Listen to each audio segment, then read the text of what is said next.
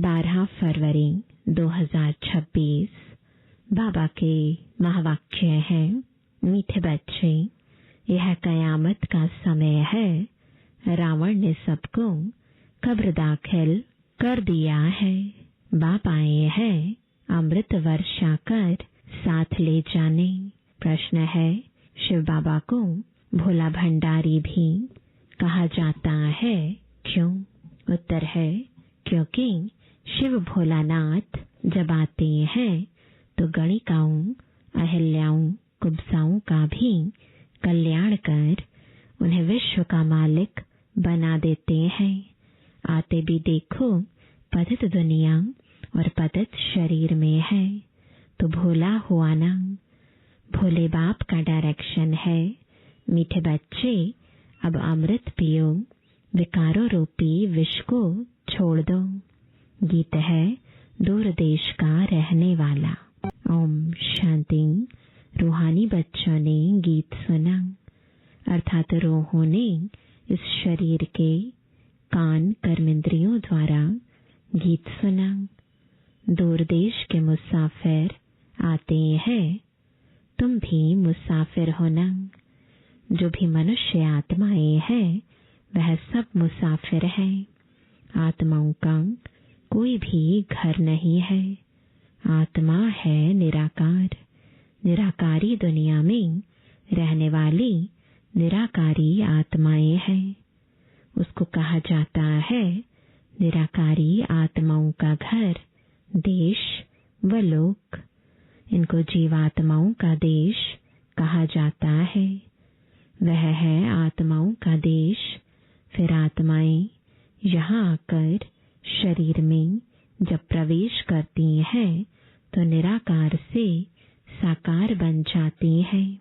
ऐसे नहीं कि आत्मा का कोई रूप नहीं है, रूप भी जरूर है, नाम भी है। इतनी छोटी आत्मा कितना पाठ बजाती है इस शरीर द्वारा। हर एक आत्मा में पाठ बजाने का कितना रिकॉर्ड भरा हुआ है। रिकॉर्ड एक बार भर जाता है, फिर कितना बारी भी रिपीट करो वही चलेगा। वैसे आत्मा भी इस शरीर के अंदर रिकॉर्ड है, जिसमें 84 जन्मों का पाठ भरा हुआ है। जैसे बाप निराकार है, वैसे आत्मा भी निराकार है। कहाँ कहाँ शास्त्रों में लिख दिया है वह नाम रूप से न्यारा है, परंतु नाम रूप से न्यारी कोई वस्तु होती नहीं। आकाश भी पोलार है। नाम तो है ना आकाश, बगैर नाम कोई चीज होती नहीं। मनुष्य कहते हैं परमपिता परमात्मा। अब दूर देश में तो सब आत्माएं रहती हैं। यह साकार देश है, इसमें भी 2 का राज्य चलता है, राम राज्य और रावण राज्य। आधा कल्प है राम राज्य, आधा कल्प है रावण राज्य। बाप कभी बच्चों के लिए दुख का राज्य थोड़े ही बनाएंगे। कहते हैं ईश्वर ही दुख सुख देते हैं। बाप समझाते हैं मैं कभी बच्चों को दुख नहीं देता हूँ। मेरा नाम ही है दुख हरता सुख करता। यह मनुष्यों की भूल है। ईश्वर कभी दुख नहीं देंगे। इस समय है ही दुख धाम। आधा कल्प रावण राज्य में दुख ही दुख मिलता है, सुख की रत्ती नहीं। सुख धाम में फिर दुख होता ही नहीं। बाप स्वर्ग की रचना रचते हैं। अभी तुम हो संगम पर। इनको नई दुनिया तो कोई भी नहीं कहेंगे। नई दुनिया का नाम ही है सतयुग। वही फिर पुरानी होती है तो उनको कलयुग कहा जाता है। नई चीज अच्छी और पुरानी चीज खराब दिखाई देती है तो पुरानी चीज को खलास किया जाता है। मनुष्य विष को ही सुख समझते हैं। गाया भी जाता है अमृत छोड़ विष काहे को खाए। फिर कहते तेरे भाने सर्व का भला। आप जो आकर करेंगे उससे भला ही होगा, नहीं तो रावण राज्य में मनुष्य बुरा काम ही करेंगे। यह तो अब बच्चों को पता पड़ा है कि गुरु नानक को 500 वर्ष हुए, फिर कब आएंगे? तो कहेंगे उनकी आत्मा तो ज्योति ज्योत समा गई, आएंगे फिर कैसे? तुम कहेंगे आज से 4500 वर्ष बाद फिर गुरु नानक आएंगे। तुम्हारी बुद्धि में सारे वर्ल्ड की हिस्ट्री ज्योग्राफी चक्र लगाती रहती है।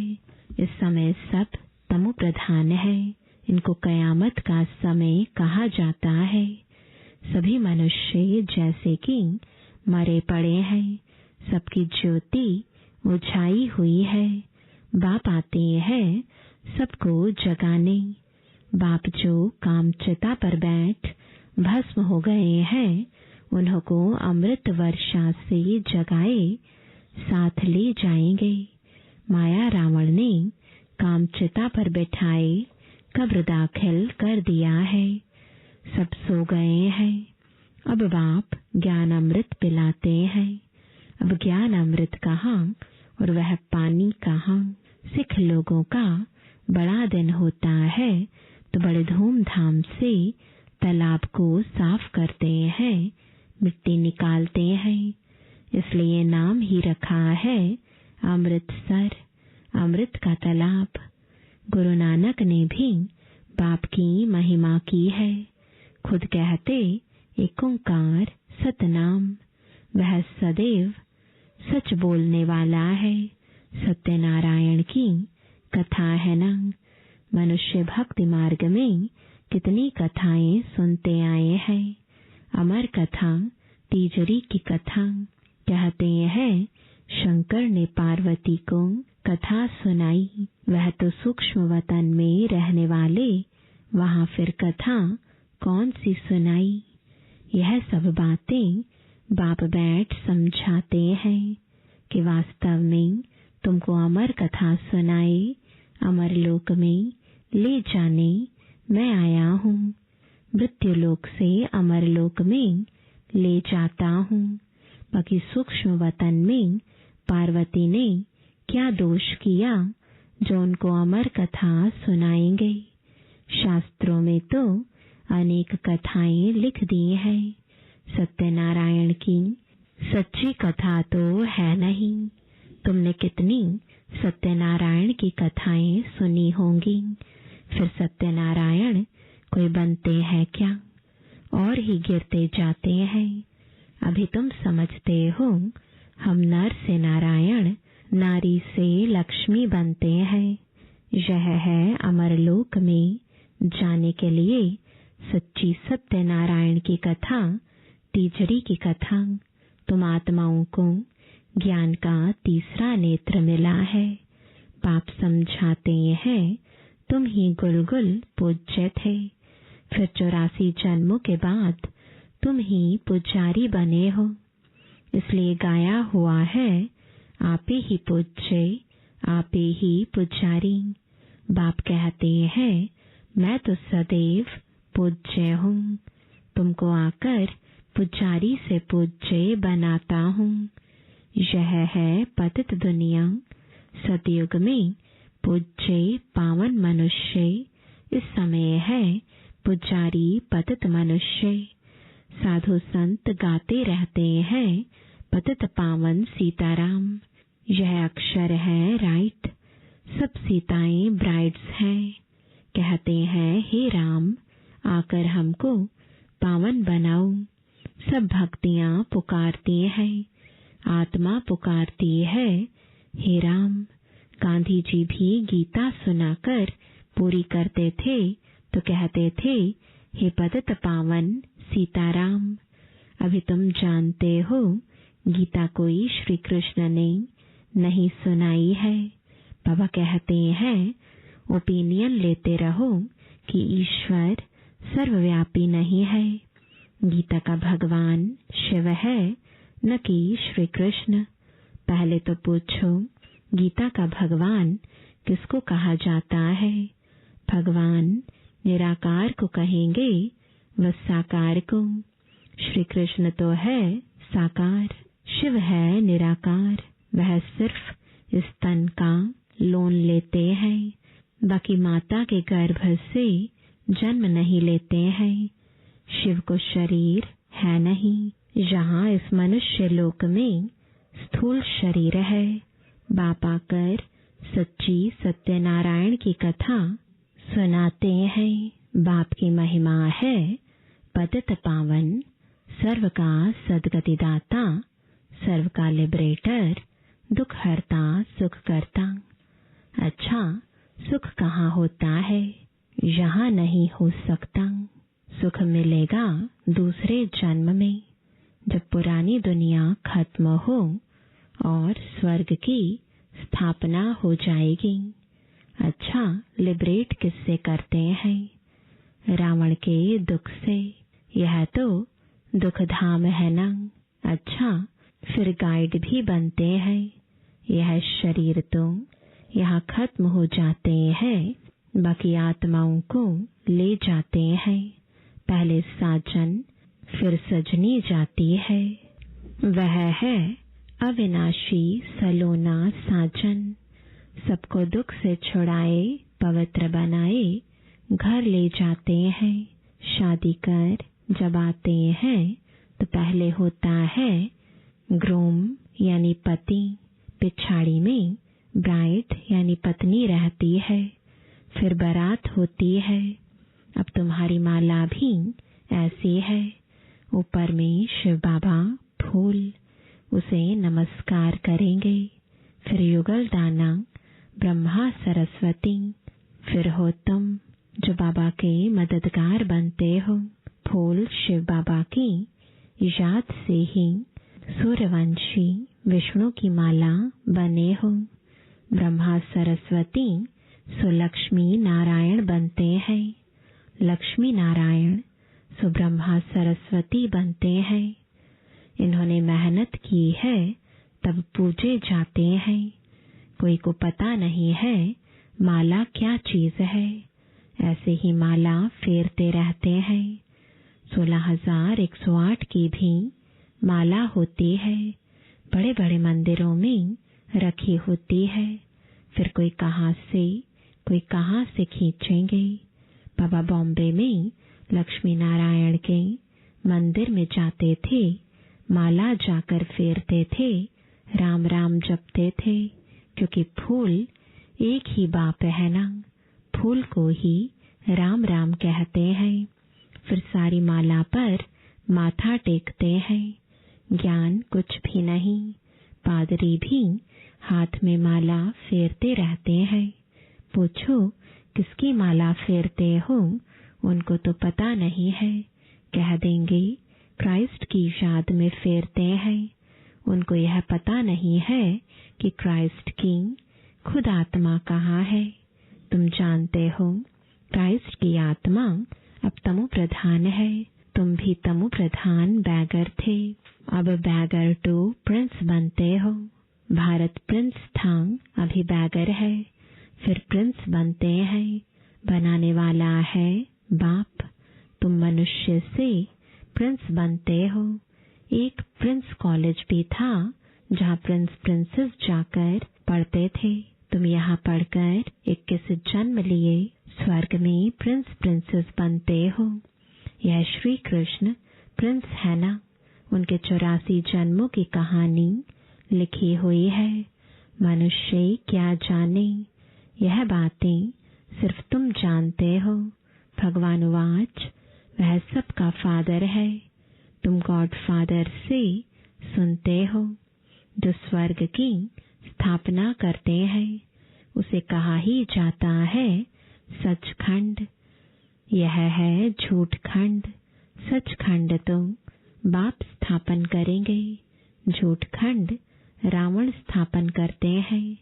रावण का रूप बनाते हैं, अर्थ कुछ नहीं समझते हैं। किसको भी पता नहीं है कि आखिरीन भी रावण है कौन। जिसको मारते हैं फिर जिंदा हो जाता है।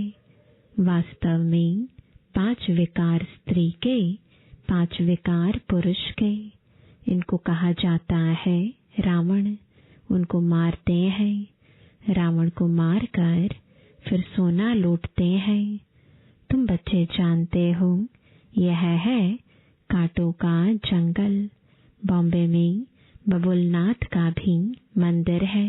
बाप आकर कांटों को फूल बनाते हैं। सब एक दो को कांटा लगाते हैं, अर्थात काम कटारी चलाते रहते हैं। इसलिए इनको कांटों का जंगल कहा जाता है।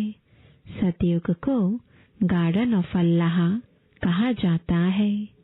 वही फ्लावर्स कांटे बनते हैं, फिर कांटों से फूल बनते हैं। अभी तुम 5 विकारों पर जीत पाते हो। इस रावण राज्य का विनाश तो होना ही है। आखिरीन बड़ी लड़ाई भी होगी। सच्चा सच्चा दशहरा भी होना है। रावण राज्य ही खलास हो जाएगा, फिर तुम लंका लूटेंगे। तुमको सोने के महल मिल जाएंगे। अभी तुम रावण पर जीत प्राप्त कर स्वर्ग के मालिक बनते हो। बाबा सारे विश्व का राज्य भाग्य देते हैं। इसलिए इनको शिव भोला भंडारी कहते हैं। गणिकाएं, अहिल्याएं, कुब्जाएं, सबको बाप विश्व का मालिक बनाते हैं। कितना भोला है। आते भी हैं पतित दुनिया, पतित शरीर में। बाकी जो स्वर्ग के लायक नहीं है वह विष पीना छोड़ते ही नहीं।